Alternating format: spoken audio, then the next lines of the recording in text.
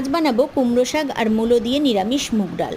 মুগ ডালটাকে হালকা করে ভেজে নুন দিয়ে সেদ্ধ বসিয়ে দিয়েছি, ধুয়ে নিয়েছিলাম মুগ ডালটাকে। এবারে কুমড়ো শাকগুলোকে ভালো করে বেছে কেটে নেব। ডগাগুলো বেশি দিয়েছি, কচি কচি পাতা 5 থেকে 6টা দিয়ে দিয়েছি। মুগ ডালটা যখন 4 ভাগের 3 ভাগ সেদ্ধ হয়ে আসবে, একটা মূলো আমি ঘষে নিয়ে মোটা মোটা করে কেটে নিয়েছিলাম, সেটা দিয়ে দেবো। দুটো সঙ্গে কাঁচা লঙ্কা দিয়ে আবারও সেদ্ধ হতে দেবো।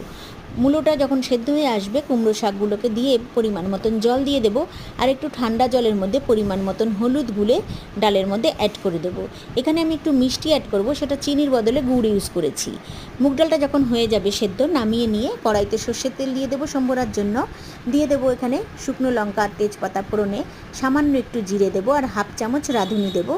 কুচিয়ে রাখা আদা দেবো কিছুটা, আর গ্রেট করে রাখা আদা দেবো কিছুটা। দিয়ে ভালো করে নাড়িয়ে যখন সুন্দর গন্ধ বেরোবে, ডালটাকে সম্বরা দিয়ে দেবো।